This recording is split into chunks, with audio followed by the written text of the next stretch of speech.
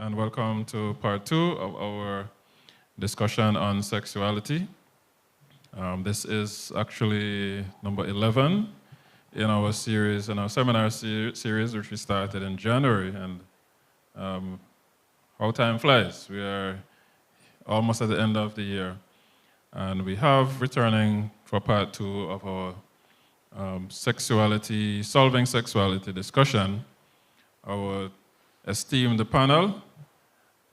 Returning, we have Ronaldo Joyles, school counselor, Dr. Damaris Baptiste Sylvester, obstetrician, gynecologist and gynecologist, Josette Graves, school counselor as well, and also we have Pastor Edward Smith, ordained minister and a counselor, I should say. He's a counselor of counselors, very experienced in the counseling field, and they are here to weigh in once again on this very, very, you might say, timeless topic, always relevant, always issues involved in sexuality, and we laid a very good foundation, I believe.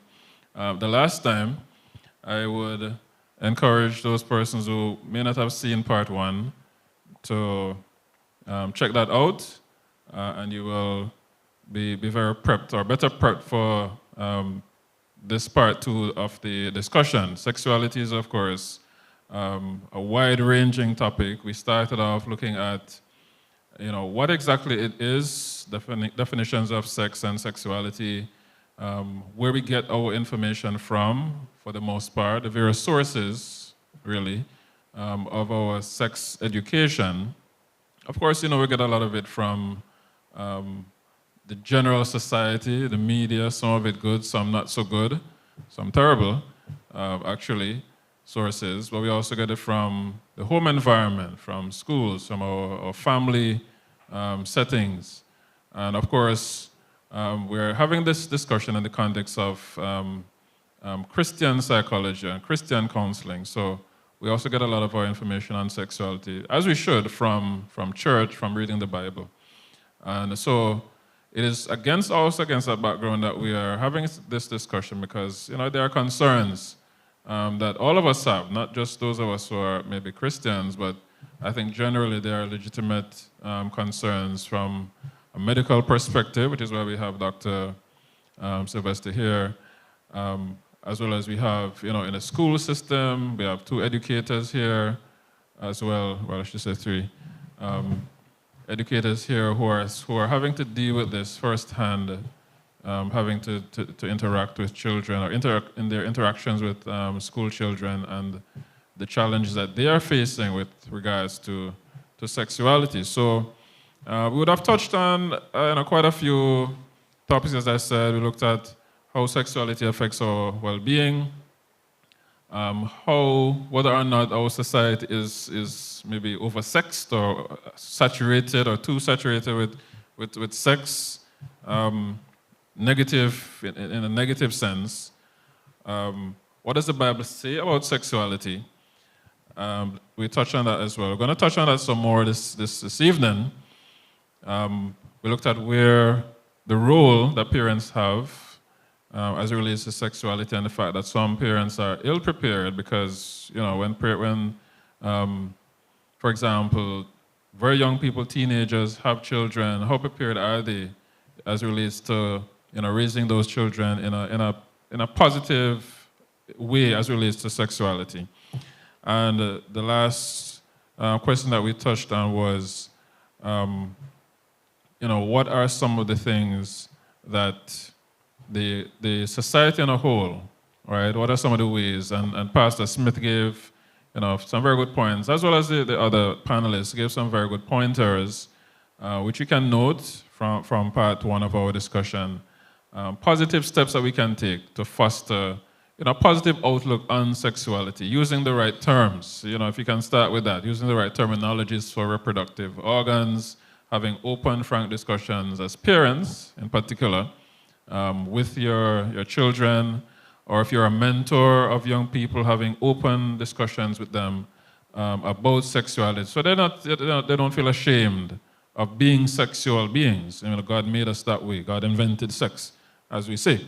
All right, so to throwing this right to our panelists, we are going to try to zero in on these issues, right?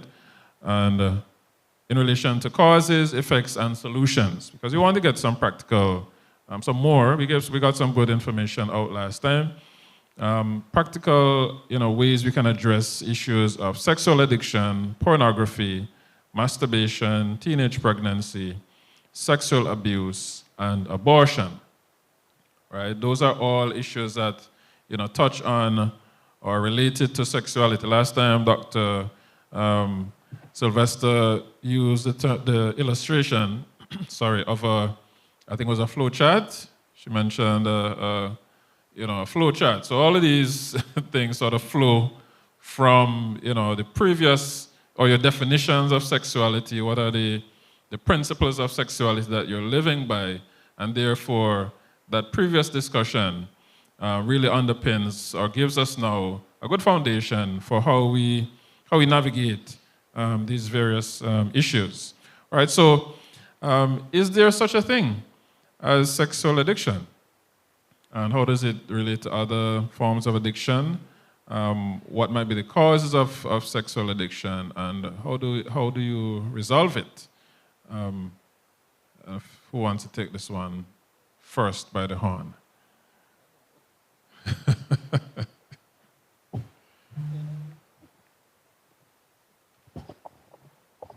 Okay, thank you so very much for having me yet again on this program. Pleasure to be here among my esteemed colleagues. So when we talk about sexual perversions, which you listed, so I won't recap them, there are a lot of theories behind what could account for these things, like the addictions to watching sex, just feeling the need to have sex all the time, which is a sexual addiction, masturbation. There's a compulsive need when you just listen to individuals talk about it. And, because of my profession and the history taking of my profession, I sometimes delve a little deeper just to understand as well. Yeah. And when you hear individuals talk about sometimes their past, their history, what was the initial trigger, it is heartbreaking, because you recognize that most people with sexual addictions or these sexual perversions, a lot of them, the root cause is actually some sort of sexual abuse or some traumatic event. And it begs to reason, and if you study the biology behind this, you recognize that one of the theories is alterations in the brain in terms of chemical alterations. And what can cause those alterations could be things such as substance abuse, so getting involved in alcoholism or cocaine or marijuana, and people revert to these practices as a way to cope. So if, for example, I was molested or raped as a child, then the feelings that trauma evokes in me would cause me now to try to look for methods to cope with what I am facing. And rejection, low self-worth, these are some of the repercussions of something such as sexual abuse or rape. So individuals tend now to try to cope by engaging in methods that numbs them. These methods then cause alterations in brain chemical pathways, and so the endocrine system is more or less messed up. And so you don't necessarily have a pathway of normalcy anymore. So your body now tends to crave what can numb it. And for some individuals, because they're going through the feelings of worthlessness and fear and all of that, engaging in sexual intercourse or sexual acts is also a method of numbing the pain for them and making them feel some sort of worth again. So you go back there and then you realize that, hey, I got instant gratification.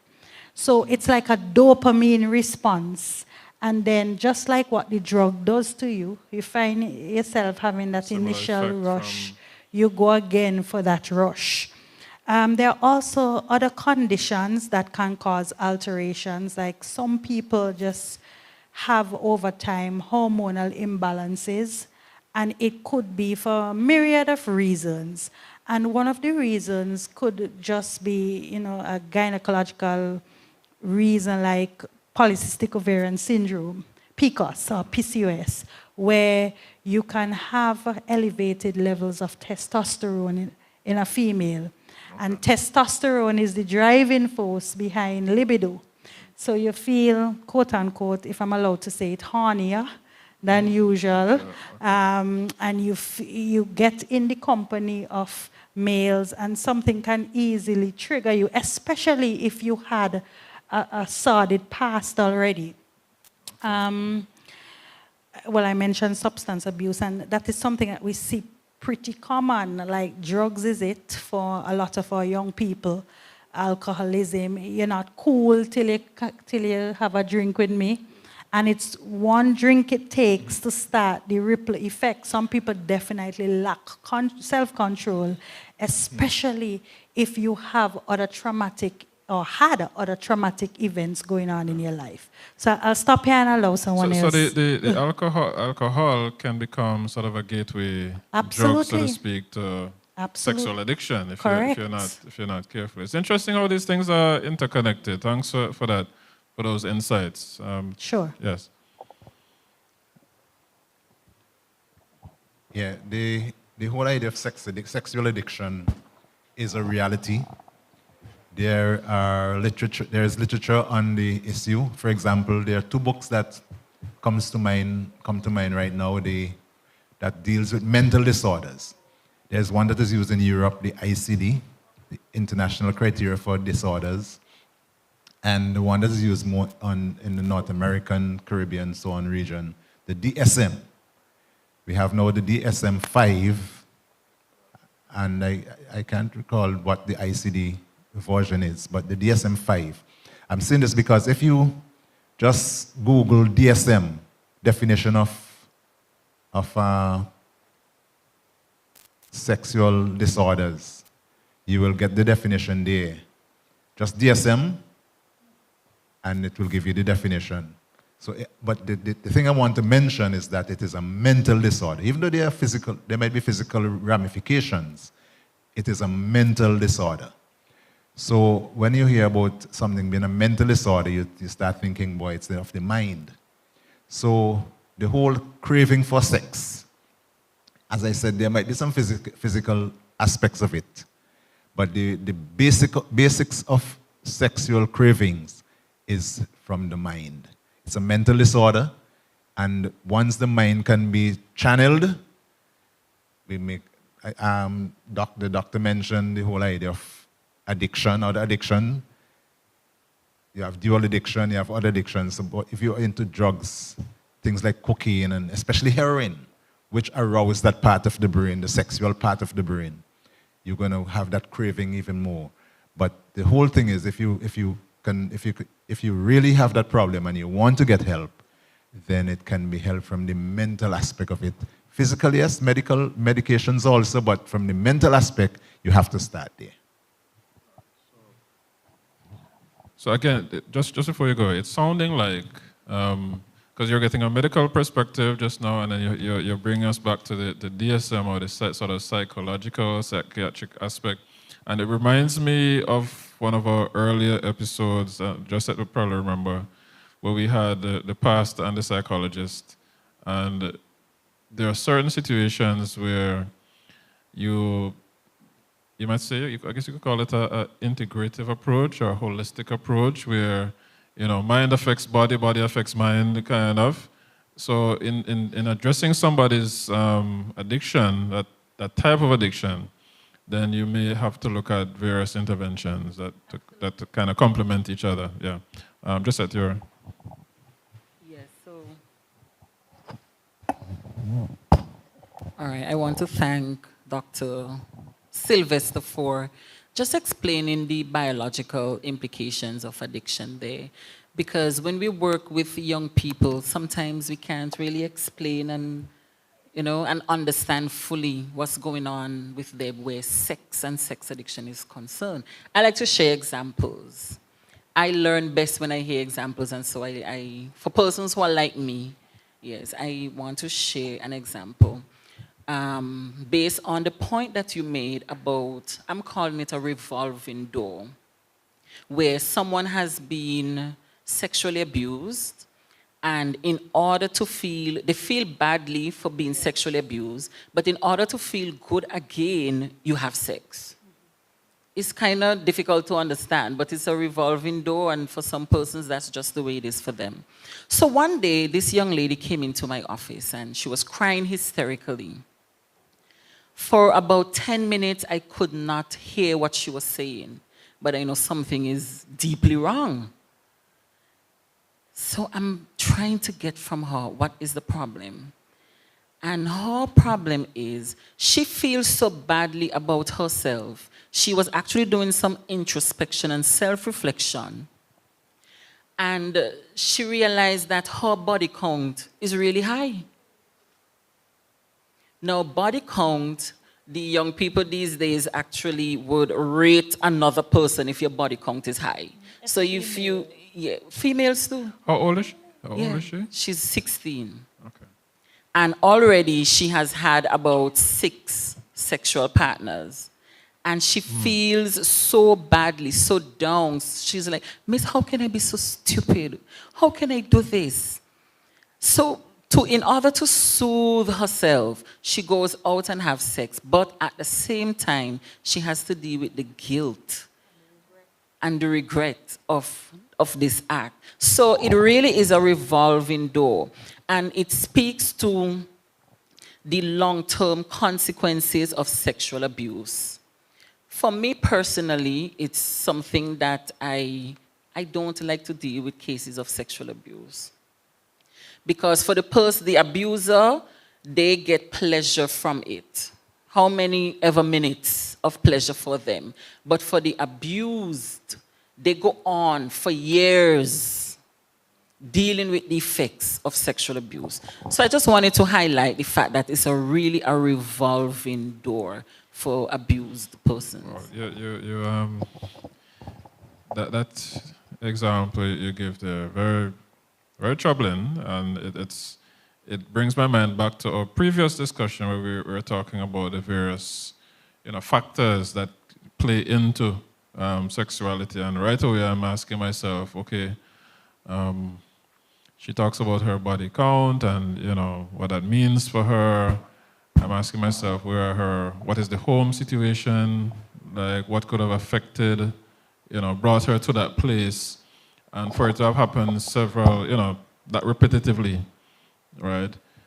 Did nobody pick up, could nobody have intervened before that point? It's a lot of questions arise, right? But let's take Ronaldo's take. So just as you were talking about if nobody pick up, these days as previous episode, there are parents that are children. There are parents that were forced to be mothers early. So they're trying to make up. No. So they themselves are trying to go out there.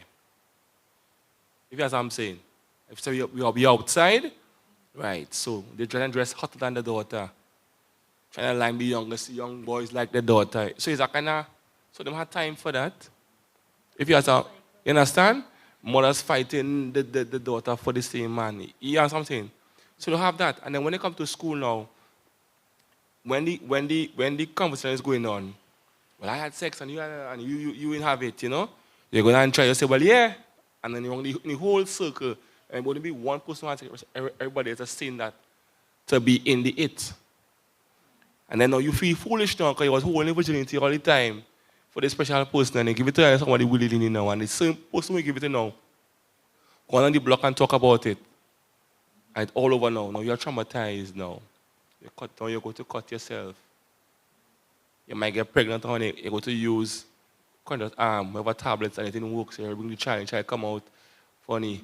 Or the child dying and now you're feeling funny now. Everybody knows why you're throwing your child. You know that kind of thing?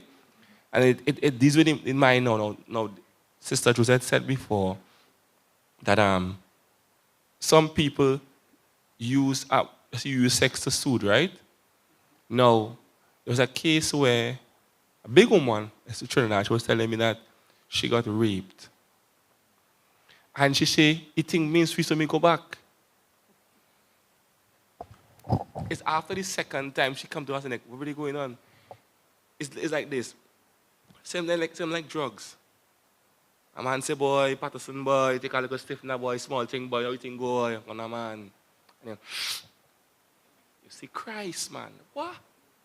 Yeah. Now tomorrow now, you want that again, no? You want a higher one. When they go now, in low, some higher than that.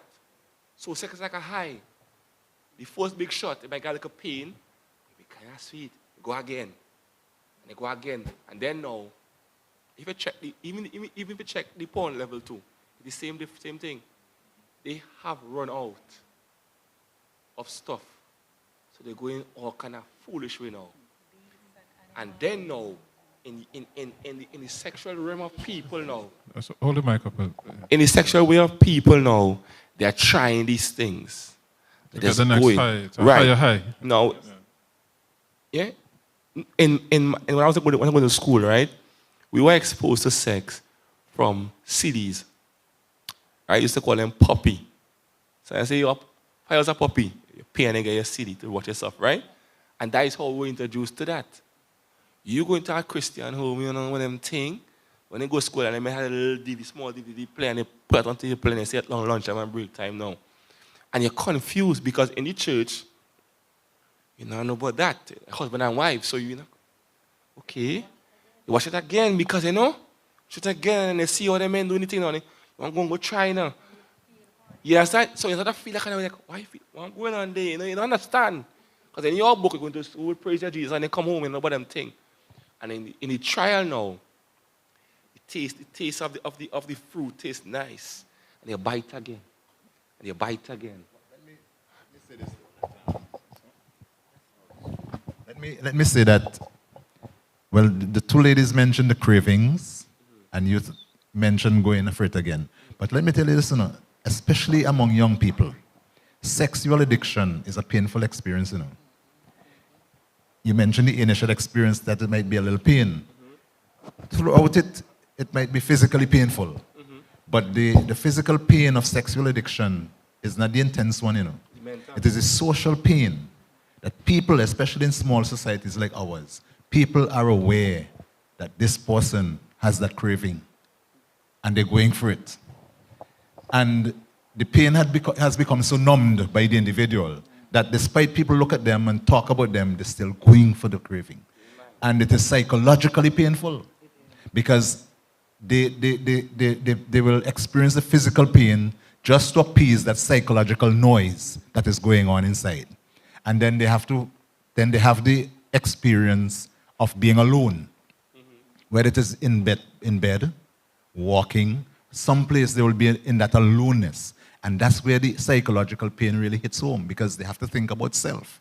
And they have to think about their existence. Why am I here? What am I doing with myself? They may appear as though they're not thinking these things, but they are because they're human beings. And that's where they go now for the more experience. Because to numb that pain, they want the pain because the pain is helping them to survive. Right. But to numb it, they go for more.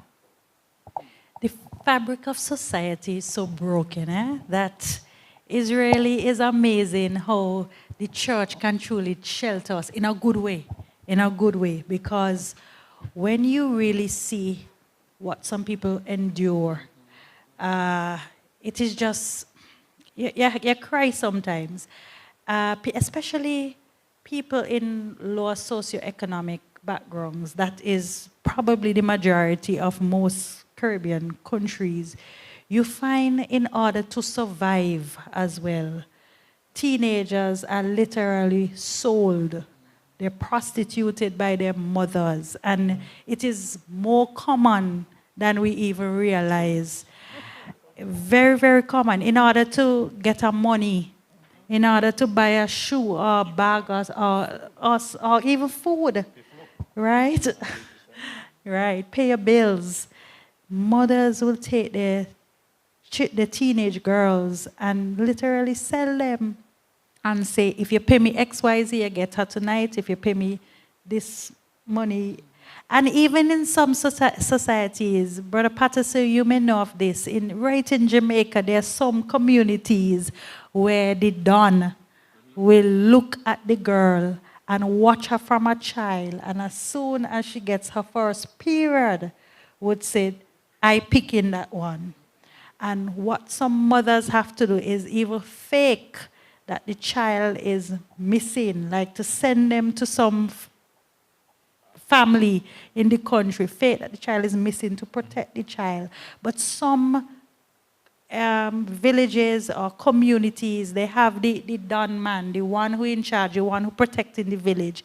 And if he say, I having her, then he having her, because he is the one who will protect you, especially people that are involved in drugs and violence and criminal activity. And this is very, very common. That is why, from our last conversation, I keep saying, the church has an obligation as well to recognize that the very fabric of society is so broken and try to find a way to help from that foundation. Because sometimes when we have our evangelistic campaigns and we say leave sin and people come in, they still have to go home to all of that mess, right? And we can't expect people to remain in that mess, and we cannot find solutions to help them out of the mess. A lot of that is really, really what is breaking the fabric of our society today. And those thanks for that. And those situations there suggest to me, or well, crying out that we need. Those are not easy fixes. I mean, you're talking about people going through trauma. It takes a team effort. It takes a team effort, and it may take a team effort for a long time. Right? Yep. Because, you guys are counselors, you're dealing with, as you mentioned the case of the young lady just now. I don't know how you resolve that one, or maybe it's still ongoing issue. But that's the kind of thing that would affect her for years, for the rest of her life, if she doesn't get the kind of help that a trained counselor can really provide. And it says then, as part of its outreach, apart from having, as you said, evangelistic campaigns, maybe training more counselors or training more, para-counselors or, persons who can give the kind of maybe psychotherapy, spiritual therapy that is needed. And it's not, I always, I've seen a couple of cases or looked at a couple of cases and I realized, and having to deal with a few myself, you cannot, it's not the kind of thing where you have a 1 session or a 2 session with somebody and, it's fixed. This is the kind of thing where weeks, months, you have to be willing to bear with the person and, see them through a lot of things before they get to the other side, hopefully. Yeah. You just mentioned about it will take more time to get the behavior pattern change, over is the case, right? There's something called in psychology, and everybody knows, learned behavior. This community, we know known for, okay, we poor, so you come out, you get pregnant for a man, so you help you in your life. And the man now say, boy, fireborn, you go for somebody else. So you go for the next man, think everybody go help you, and you make a next child. And then now your child come up and see that now, and say, well, I have no money, so do the same thing. So you cycle just continue until one person come out. And then see, well, just now, I was living in a little fish bowl, which I have more water to swim. You understand? So it's not like, sometimes it's a stigma too. Well, I saw me grow up, so you have to go. You understand? And the mentality stays. My mother jumped out of school at farm tree, so I'm to that. So I'm to that. I shall live, I shall get a house. Right? Man go mind me. So they come up with attitude now. You know, you drop out the form 3, you get a man, a van man, you got a little money there. My girl look at Jordans, you feel on top of the world. Not any man as a married man. And then you get beat up in the road and you feel shame now. And then now you're going to do and cut up your hand because you feel, what about you? And then you find the next one who promised you. It's a bunch of promises and promises and promises till they get a whole village, a bunch of babies. Some of them didn't know the father. You know, because they didn't know who run the train in the night. You go with one man and then it's about 6 of them going there, but you didn't know because he was drunk. Having a nice time because you want to perform for your friends and them. You know you don't drink. They gone, I drink. So down 6 and 7 strong man, you know you can't drink. The whole team run out on you there. And afterwards, 9 months later now, you have a child. You're pregnant, you know who's the father, and you can't show it because you feel shame because maybe your mother is a good person in society.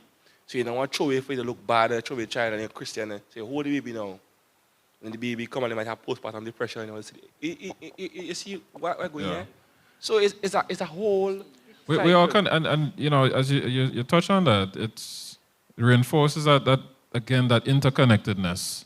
I ran into a lady yesterday, she's a social worker, and you know, she was tending to somebody you know, close to me. And it makes me, as you said that, it makes me realize that we do have a system, right? You might argue, well, how well-resourced is the system in terms of the number of counselors that we have. We talked about the potential role of the church, but we also have, we have school counselors, we have, and I want to bring in the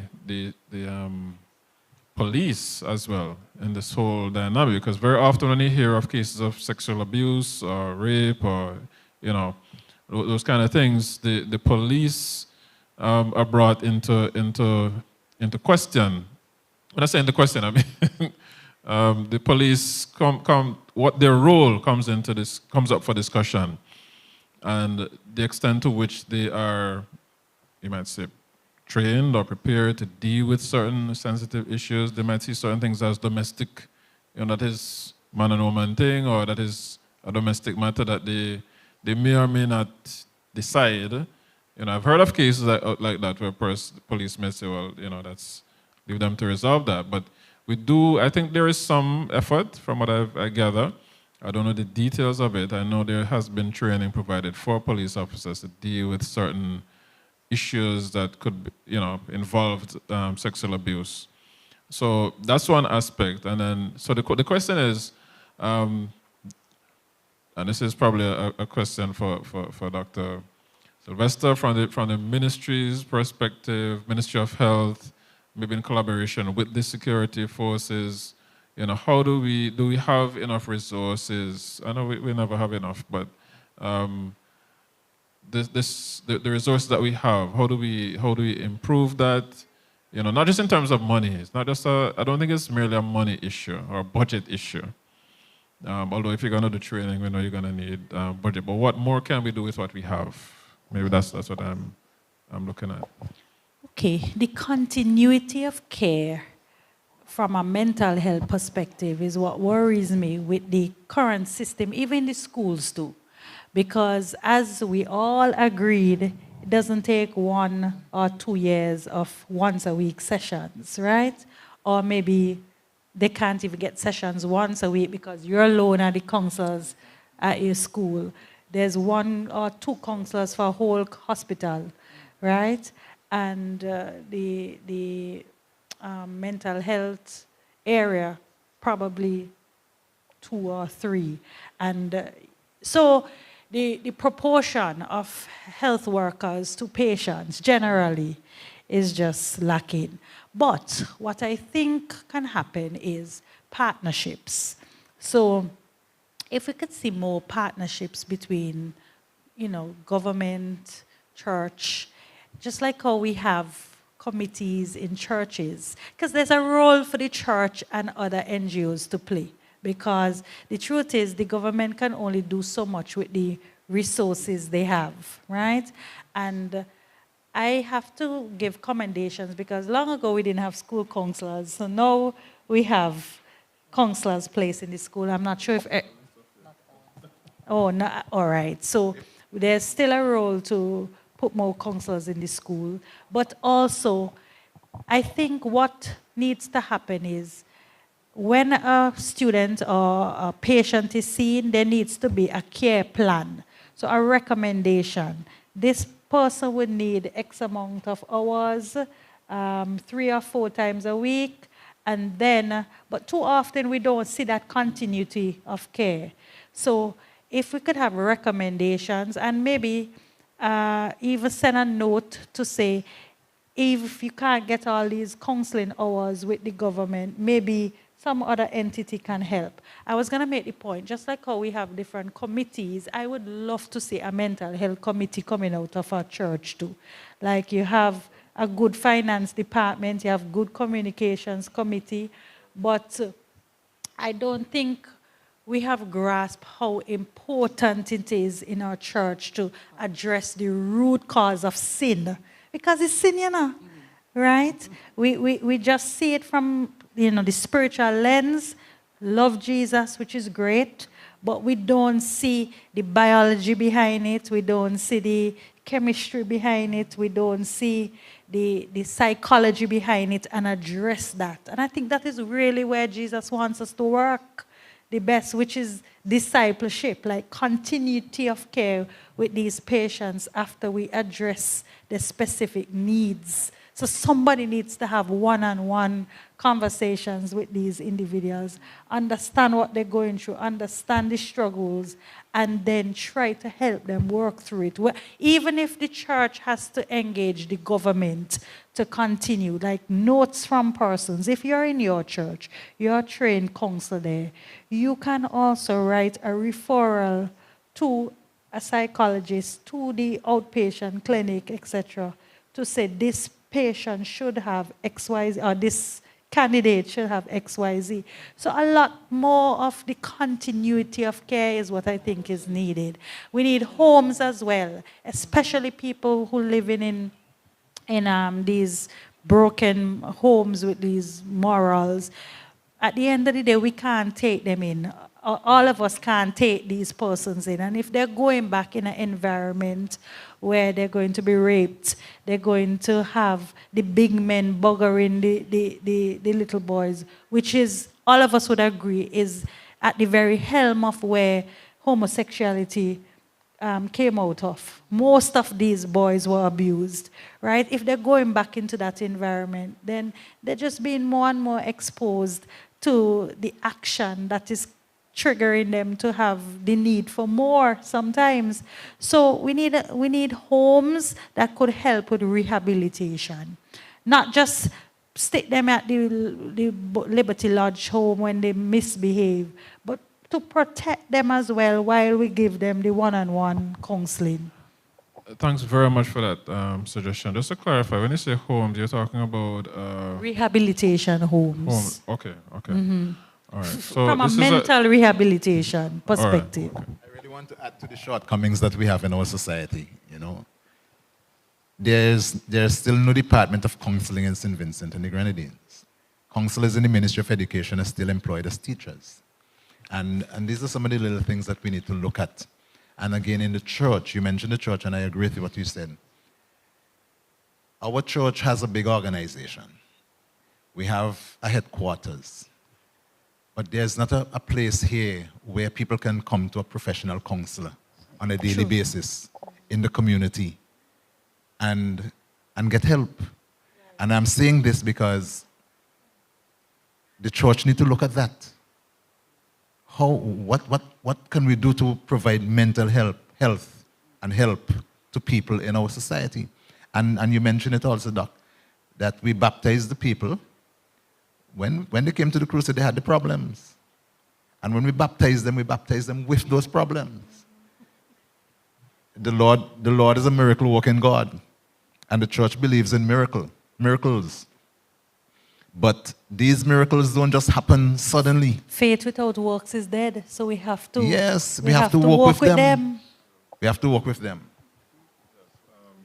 Yes, thanks for giving that balanced perspective. And so that's another couple items there on the to-do list, some practical recommendations.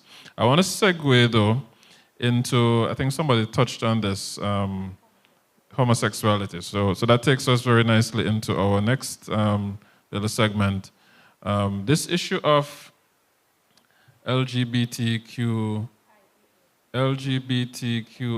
plus. All right, trying to get my alphabet right.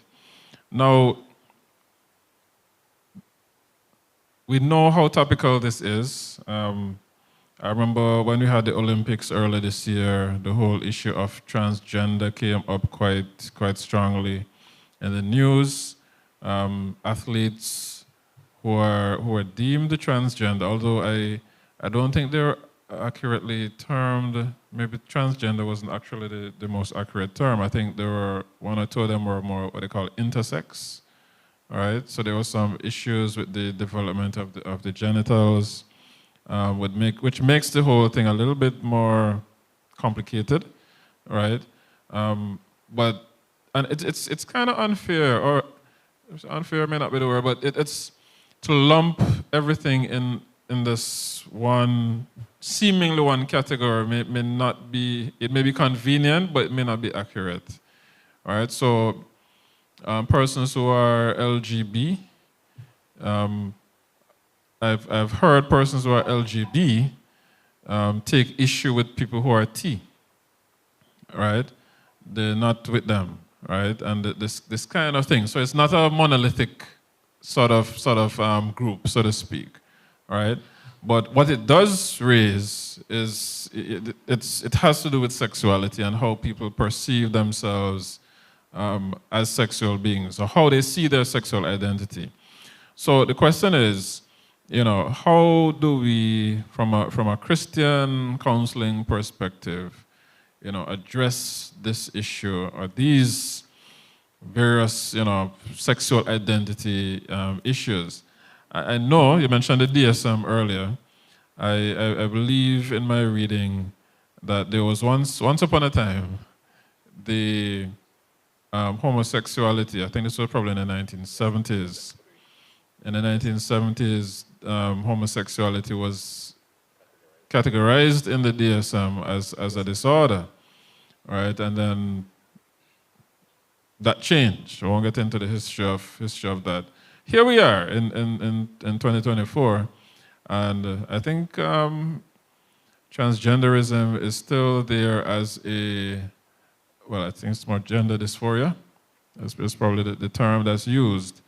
But, we have, make it practical. Let's try to make it practical, as Josette was alluding to. We know from a Christian perspective what our position is in relation to homosexuality, transgenderism, etc. Right? But are we exhibiting the kind of care that we should in helping persons to overcome what we see, what we believe, we are convicted as Christians, is a unbiblical practice, right? We make a distinction very often between persons having homosexual feelings or same-sex attractions versus acting on them. That's a debate. We can still maybe try to flesh that out. But what more can we do to address LGBT persons? Because these are people with real issues. Some of them, as you said, would have been abused or exposed to things that you would not want your children to be exposed to. Of course, a lot of them are old, persons, adults who can make their own decisions as to how they want to live their lives.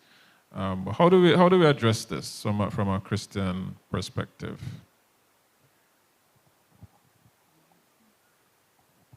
Well, as an experienced counselor, I have had males, I'm trying to search my mind, a couple guys, not together, but came with the issue of homosexuality. I'll tell you this, when I approach people as a counselor, I tend to try to walk in Christ's shoes. And personally, I don't think that Christ ever discriminates against anyone. I think he was generally accepting. I have had female couples, a couple of them, as a counselor, come to see me for help. What I try to do as a Christian is I establish what I believe the Bible says about homosexuality. And I try to explain to them my conviction.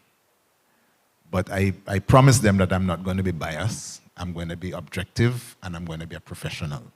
And I'm going to offer professional help, but I'm also going to offer spiritual help.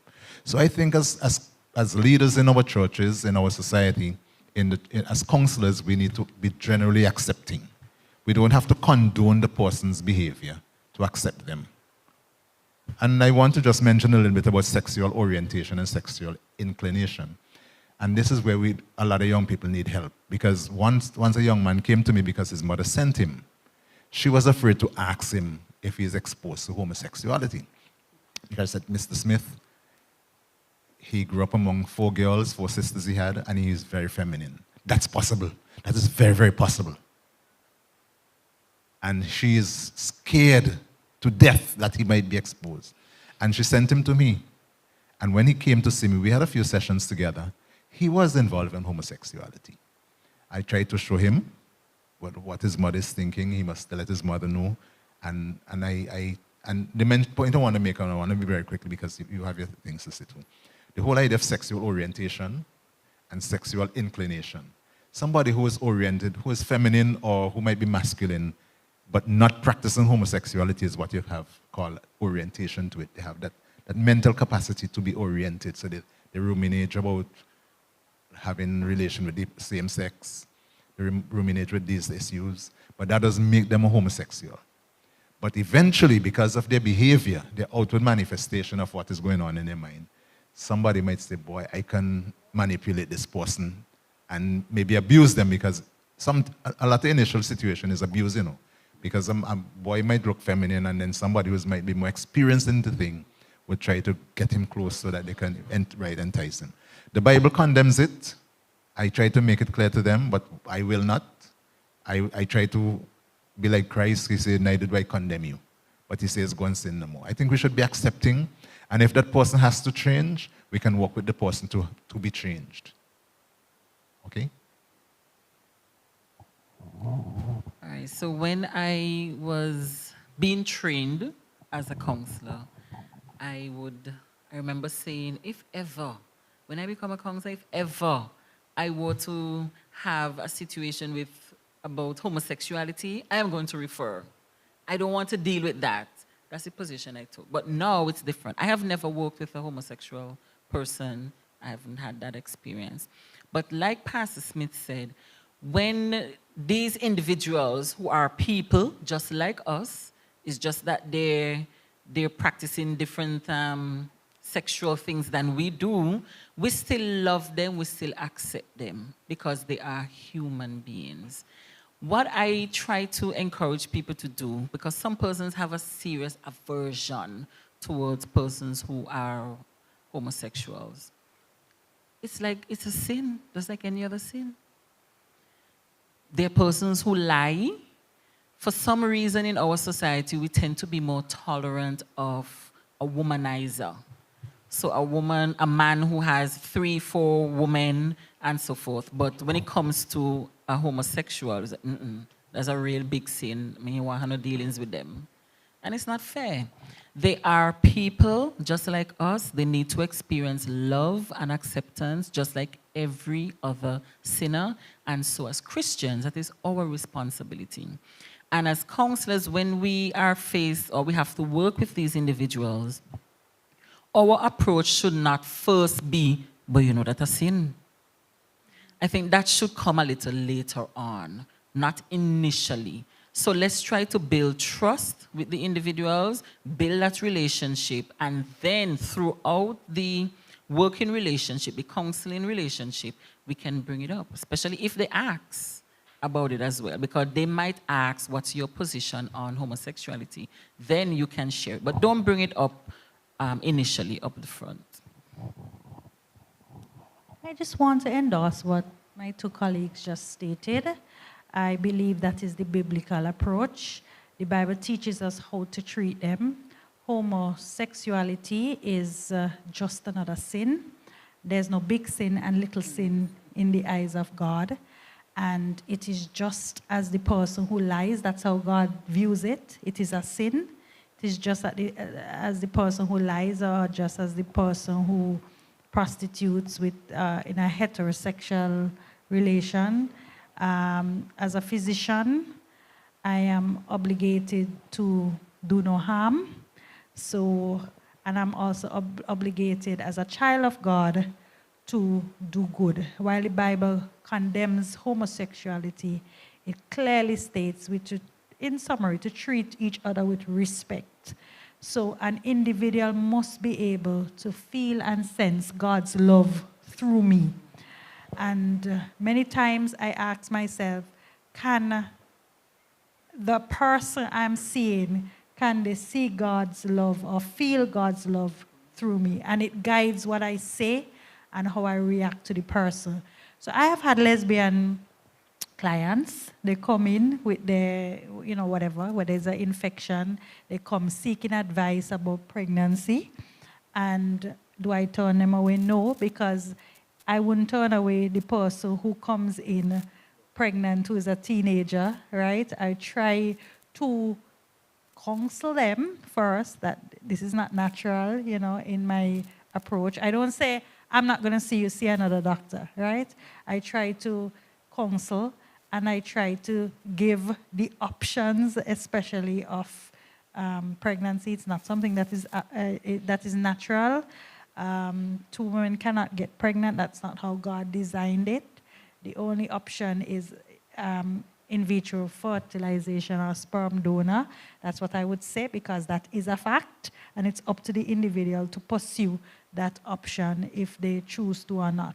The other thing I would like to mention is that from a perspective of looking at the biology again of homosexuality, it's very interesting because the Bible never teaches about the biology of homosexuality, but it does condemn it. And the truth is, there are many struggling Christians right in our church who has the tendency, as Pastor Smith says, they feel the urge and they feel what they feel is a natural affection toward the same sex.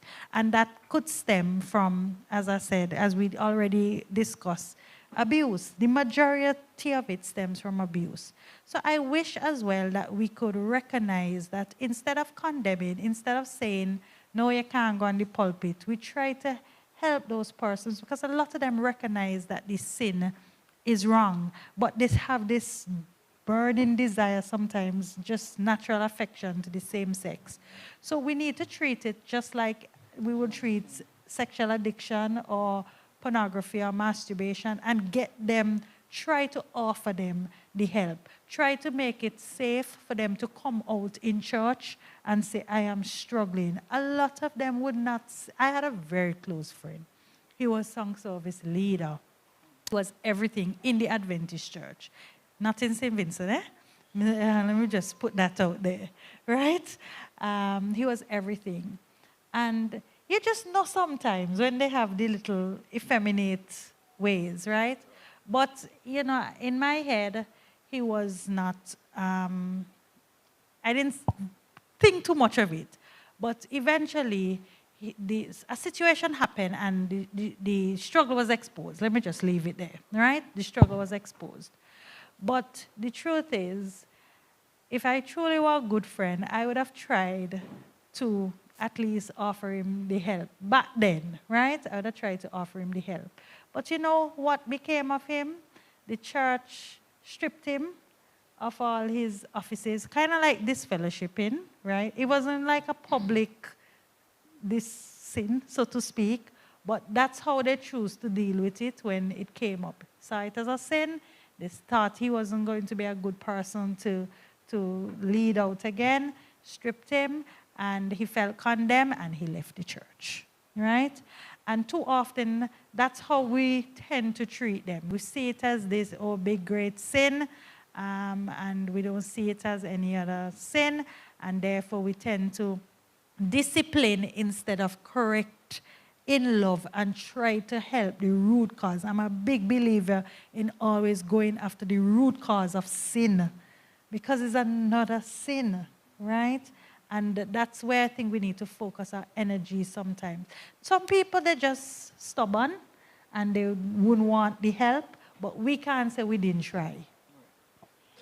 Thank you. Let me just say this, that the church needs to address the matter, because when you may not hear it clearly openly in the church, but when you talk with people in authority in the society, like in law, for example, they will tell you, well, Pastor, you have them in your church, You have to be able to address it because you have them.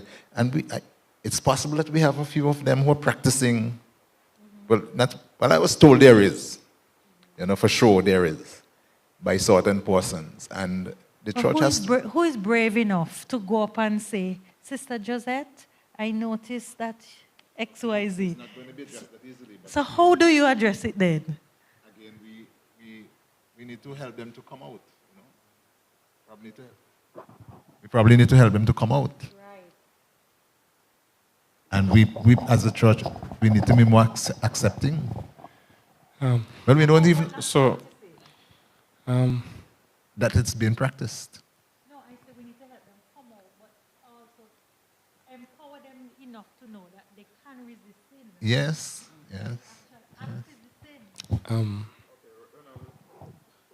I am listening. but she's gone. Listen to the whole panel here.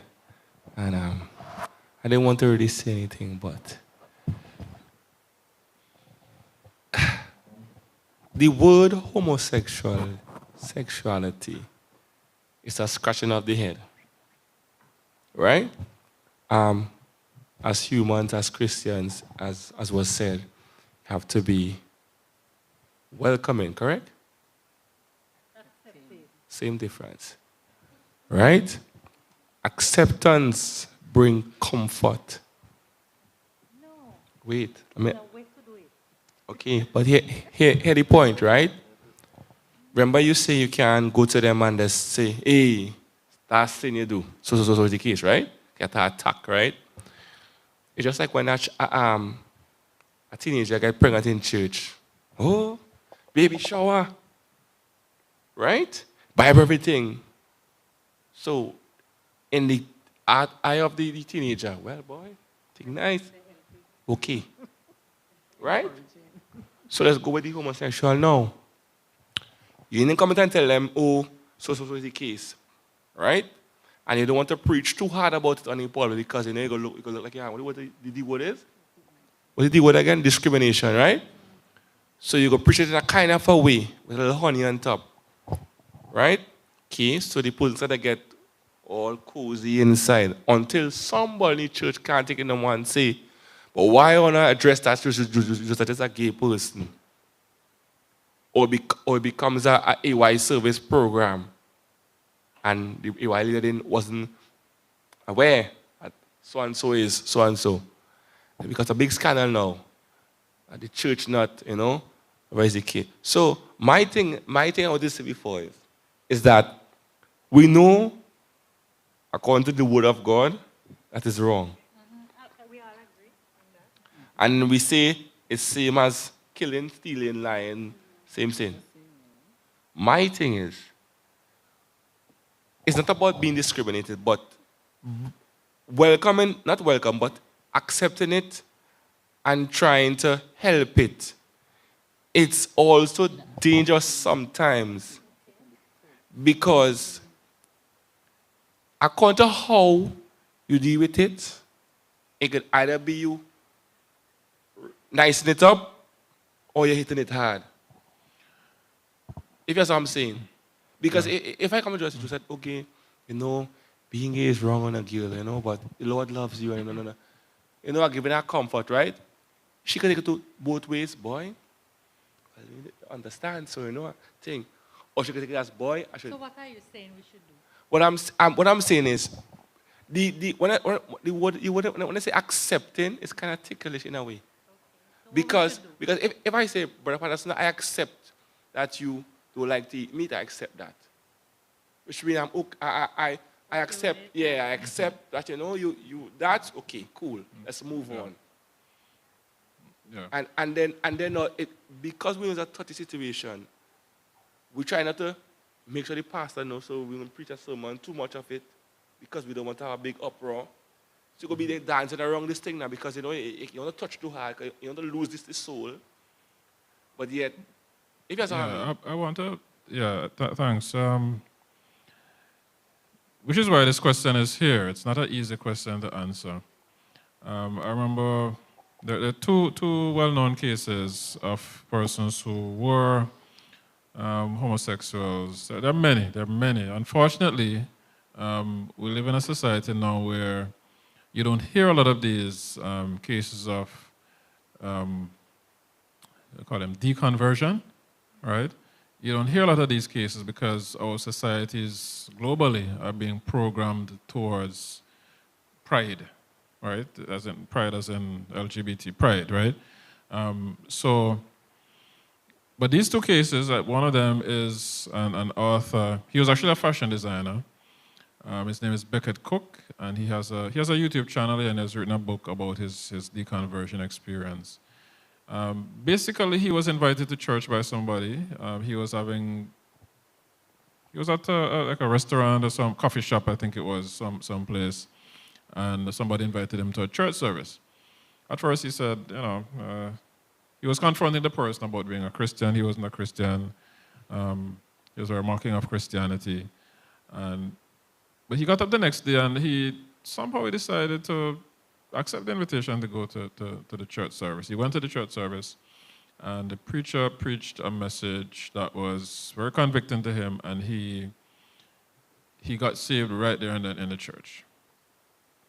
Right? It was one of those kind of dramatic sort of experiences. Of course, over time he had to work, as we mentioned a while ago, work through, what that meant. Being a gay fashion designer, and now a Christian. How do you practically work that out and explain that to your friends and so on? So he went through that whole early phase.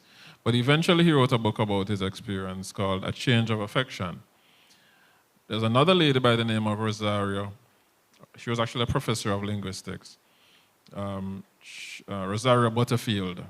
She's a pastor's wife now, but she was a lesbian, an activist lesbian. She wrote a lot of policy documents that right now she kind of regrets having written them, because a lot of what is the LGBT movement now, she contributed a lot to it, right? But what happened, she met a pastor, and over the course of maybe a couple of years it took, he had, I think she wrote something in the paper and then he responded to it. And she opened herself. She said, she wanted to be able to counteract some of these arguments that he was having. So she decided, okay, let me accept his invitation to have dinner with him and his family and his wife and so on. So over the course of a couple of years, she was having these conversations, and they were very hospitable, and they had her in their home. I forget the pastor's name, but they basically explained their convictions. They loved her, right? They showed her Christian hospitality. And over a period of, this wasn't an overnight thing, this was over a period of a couple of years, eventually she became convicted about that the Bible was true. And after that, she started to realize, I think gradually she started to realize, something was changing in her, and she was losing the conviction that she had before, and eventually she became a Christian. So she's a pastor's wife now herself. And I cite those two all the time because, there are many others. I said there's a website, I think it's called Change. I forgot the name, but it's persons, former LGBT persons giving their testimonies about how they deconverted or detransitioned. And it says to us as Christians, while we have our convictions about the sinfulness of this and these practices, do we have the patience? Do we have the love, the genuine agape love, that is going to help people work with persons, help them to know that we're generally concerned, not condoning, the act or certain practices, but, being willing to show them the kind of love that this pastor showed Rosario that helped her to make that, be convicted to make that change. And, this is where I mentioned counseling earlier and, being willing to spend hours repeatedly and having sessions with persons, do we really have the stamina to do that kind of intervention? I just wanted to make the distinction. Yeah, I just wanted to make a distinction for Ronaldo about accepting the person versus accepting their sin. So there's a difference. And could it be their perception that they would not be accepted? Could that be the reason why more of them are not coming to the church for help? Maybe, I don't know. Something for us to think about. But we have to accept people. We're not accepting what they're doing. It's like if someone is in a common law relationship, we're not condoning the fact that they're in a common law relationship because we know it's sin. But you accept the individual, right, as a person who deserves to be loved, accepted, treated with respect and dignity. So we're not accepting the sin. We can't do that. But the person. No, but I wasn't saying accepting the sin, but what I was saying to them. It might be misunderstood. Yes. Because condoning I'm here for you. So in my boy, they understand me. Somebody in my corner. Until you drop the ball and say, well, so you can, and then they pull back because, and I say church people. And, you know what I'm saying? So, as Pastor Smith say, he stated his claim one time. So they know, okay, I'm not for it. But I'm speaking to you from a professional level now to understand so is the case. So they know I'm not in your corner with that is concerned. But as a human being, I am with the child. You understand? So, but then there's a way. I want to touch quickly. Our time is fast closing. So, there's a distinction that I make, or that is being made between LGB and T, right? And I bring up transgenderism in particular because there have been quite a few cases of persons detransitioning, right? So they would have undertaken, they call it top surgery and bottom surgery, right? The surgeries for so persons. There's a case, I forget his name right now, but he was one of the first men to transition to try to become a woman. Caitlin? No, not Caitlin. I think it's Hyatt, but yeah. But anyway, so he has a video. He has videos on YouTube talking about wanting and becoming a man again, as God intended him to be. All right, he became convicted that he was born to be a man. I mean, he was born as a man, and that's what he's supposed to be. But of course, by the time he would have undergone certain surgeries and, functioning as a man, reproductively, I don't think that was possible any longer, right? And you have these cases now. I think there are a number of cases of young persons who, too young, would have been encouraged or talked into, because of their gender confusion, talked into transitioning into the opposite sex and living to regret that decision and their parents. I think very famously, Elon Musk's son was one such young man. And he, in an interview, Elon Musk said his son is dead to him.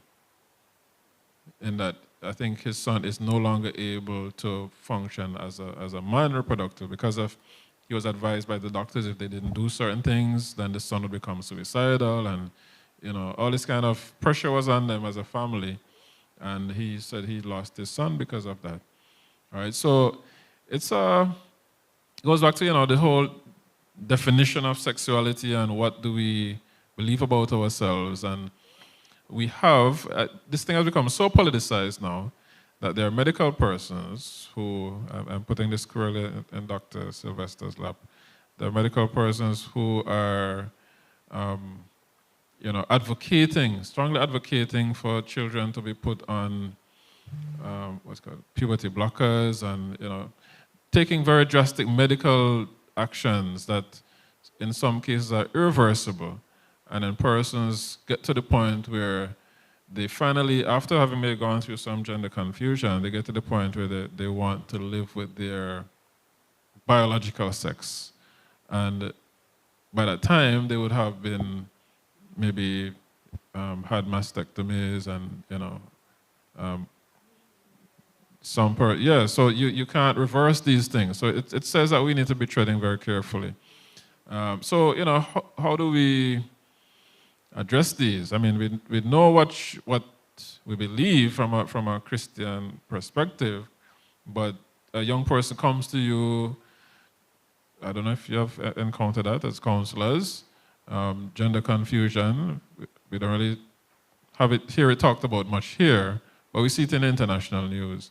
And we may have had cases of that, but how do we help our young people to address it, deal with it?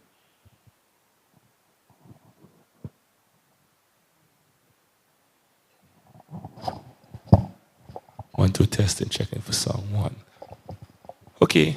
I'm young, and growing up in school,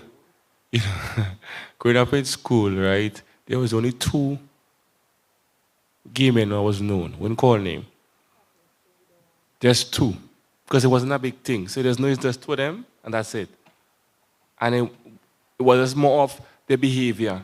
It wasn't to say, well, they was good with young boys. He wasn't hearing another. All he was hearing is two gay. You know what I mean? Two. As we say, batty boy in our terms, but that's what it was. So that's all we know. But there was no cases where you hear they go with a child, blah, blah, blah, blah. In that kind of way. Okay, it was a kind of taboo thing underneath, right? Good. And then as time goes by, and as we call knowledge increase, then it started to become a thing. So now the girls started to say, well, man, I hurt my feelings, so one want. Right? So the lesbians started coming, all 5 girls in a bathroom together. They want to change for games, but they're staying too long. You understand? And then they hear them in class comparing who big on big. In that kind of way, so it's it was like a little joke in school, but then as I gradually go, the bi-curiousness came in. With everybody trying, try this. Now as it stands where it is now, it has blown up to something, being the norm. We have 3 bathrooms now. Boy, male, female, it, or other. You check your writing a script now, or application form, sex, male, female, other. So that's okay.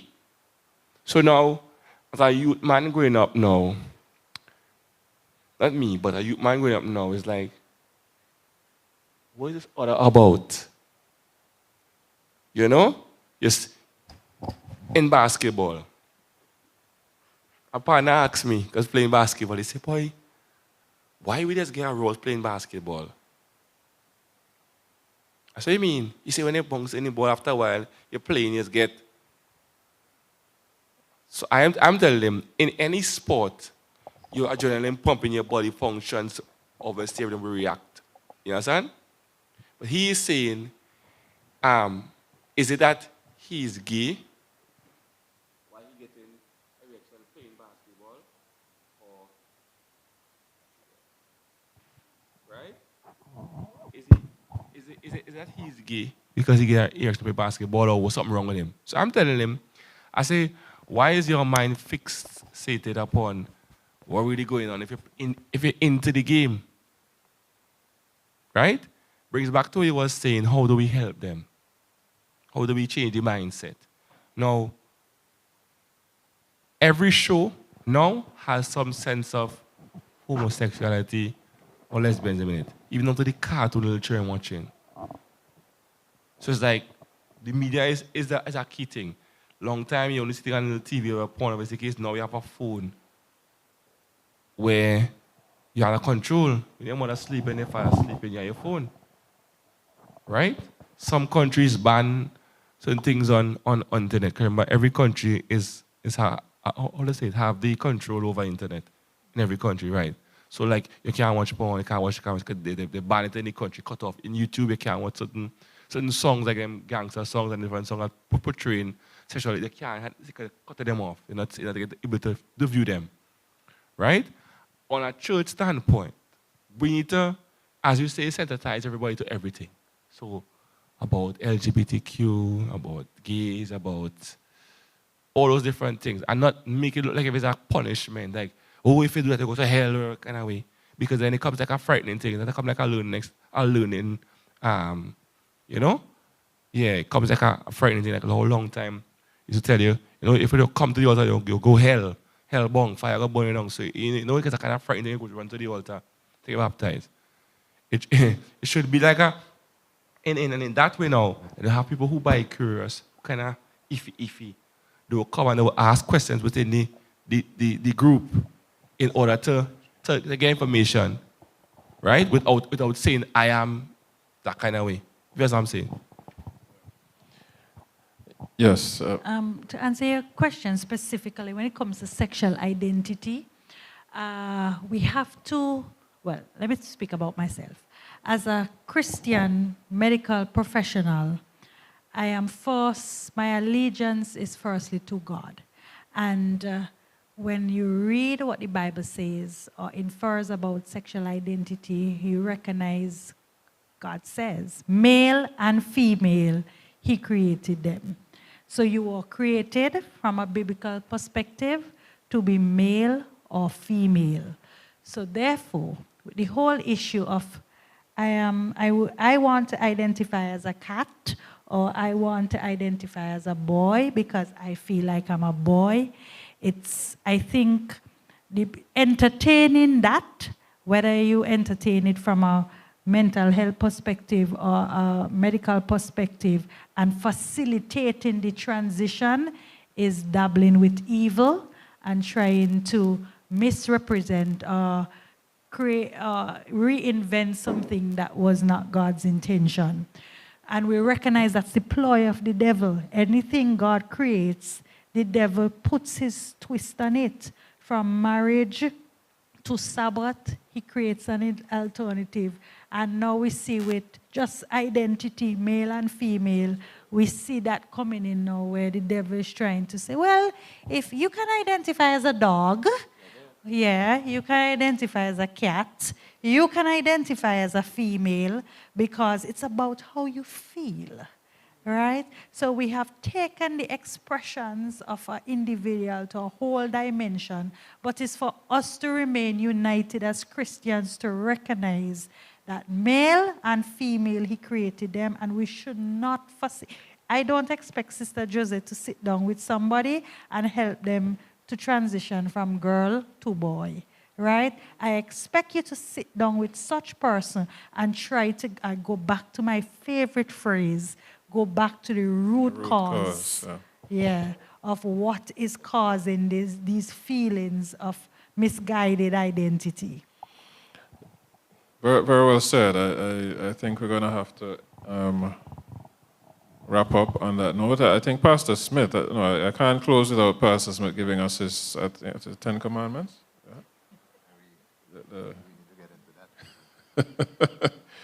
Right. Okay, I'll give you 5 minutes to give us the wrap up and give us the 10 Commandments. So, bottom line, I think, we can't overstate this, right? We must love people. We must appreciate that they are made in the image of God. We're all made in the image of God. You can have certain very complicating issues. I know, particularly I was doing some reading on intersex, and I know medically that can be a little challenging maybe a lot challenging for some persons, where the right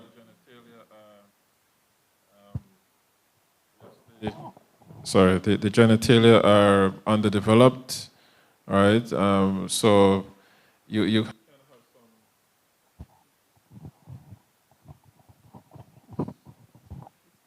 yes, you can have some confusion. I think that's one of the issues that came up in the Olympics with a couple of the athletes. And those are things that medically you have to work through with the medical professionals, and as best as possible, you raise your children to be a particular gender, as best as the medical professionals advise. Although, that is sometimes, you get into a little gray areas there. But generally speaking, we're talking about two genders, and we want to approach it from a biblical position, but also a foreign biblically convicted position, but also a position of care and understanding that people are wrestling with a lot of issues. A lot of things are factored into how they view sexuality, how they view themselves, and their sense of purpose. All right, so our wrapping up this evening, I'm going to ask each person to give just their closing remarks, to us regarding sexuality, and we will call it an evening. All right. As we said in the first session, sexuality is not just sex. It is just one aspect of sexuality. It is mind, body, spirit, identity, orientation, among the other things. I just want to end by saying that if the couple, the husband and the wife, but it's really gone, I mean, the whole world has embraced the whole idea of homosexuality and the LGBT, the whole world has embraced it. So the church has a lot of work to do. But if, as counselors and as professionals, we can help couples, budding couples, in their premarital stage, develop that healthy sexuality, then they can pass it on to their children. And that is what I was referring to as the 10 Commandments. But time is not going to allow us to go into it. So maybe one of these days we may have to talk about the whole issue of sexual issues for couples and premarital counseling and so on, because healthy sexuality is very important for the husband and the wife. And they will now pass it on to their children. And it's very important that parents now do it, because when they go to school, they're going to learn these things. When they look at the movies, as you mentioned, they're going to see it, and so forth and so on. So the whole idea of healthy sexuality with the husband and the wife, the parents, and they must deliberately pass it on to the children to develop that healthy sexuality also. We can probably save some of them. We may not be able to save all, but we can save some. Okay, my final comments. Sexual abuse is wrong. Doesn't matter which form it's perpetrated. To the perpetrators, please stop. Whatever you do has lifelong consequences to the abused. You may not know. You may not know how that one act of 5 minutes or 10 minutes can leave a trail of years of hurt and brokenness. To those who have been abused, all isn't lost. Healing is possible, and healing outside of God, it will not be complete healing, but it is possible. Amen. I would like to make a special appeal to the parents and the homes. Now, you, as a parent or as a guardian, you need to be in tune with your children. You need to spend more time with them, talk to them, and develop trusting relationship with your children so that they can feel safe disclosing to you when something is wrong or when they're abused, right, for use of that. It is possible to break generational curses. It's very impossible. And the Bible teaches us that if we train up a child in the way he should go, when he's old, he'll not depart from it. So let the home recognize that they have an important role in guiding our children.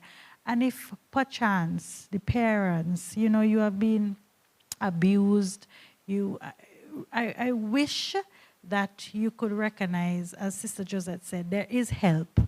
And it is best when you could find a trusting person to speak to. And, at least let it be accounted for that you tried to get the help that you need to then help your children. So that home is very important in the production of healthy, well-rounded individuals, and recognize that there are resources that are limitless that you could tap into to get help, inclusive of the church. Okay, I will just speak to the children, youths, children alike. Yes, now we know sometimes it's hard for you to speak out and say what you're all feeling, but when you speak out on things, it either helps you. It also the person that maybe have done wrong onto you, they themselves could get help, because it might be a case of they were just like you and it's same happened to them. So by you speaking out, they might get the necessary help that they need. And also and parents need to understand, when a child says something to you, don't brush it off because in your mind it makes sense. Because that could be the child's last cry. And then they come home and they find your child hanging and they want to know what happened. They might come as frivolous and sit and laugh at it because they don't know how to bring it out to you. But listen to them. How was your day? Child might come, some of them child come, Mommy, good afternoon. Good afternoon, Gwen, we woke. And they even ask them how was the day. So you don't know if they had a hard day, somebody tried to touch them, if they were bullied, if somebody tried to touch, or if somebody gave them something to smoke. You don't know. So and just go and do your homework and get, and just normally the children might go in the bed and sleep and cry whole night. Or they might tell a friend who they so trust, and the friend might take advantage of that. You understand? So listen to your children. No matter even how tired it is, hold the tiredness inside your older person and listen to them. Because at the end of the day, you don't want it to be a case where you listen to them and then something happens and then you know what if or should I. Yes, thank you very much. Very good point to close on. Keep the channels of communication open with your children, parents. All right, so we have touched, I think, on some very important points in relation to sexuality. Our topic was solving sexuality. Maybe not the best topic, but reality is sexuality can be a big problem that requires some solutions. But it's also a positive thing. God has gifted us with it, for our personal development, because He has made us sexual beings for a reason, all right? Not just for procreation, but because He wanted to, show us, the diversity of creation and, His power through sexuality. So let's use it as a positive gift to glorify God and to point others to Him. There are challenges, as we would have.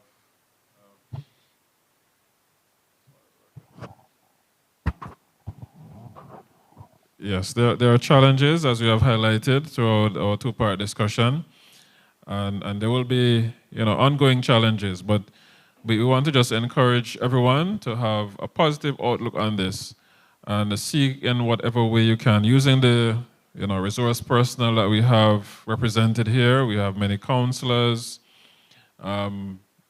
psychologists, ministers, and social workers, and so on.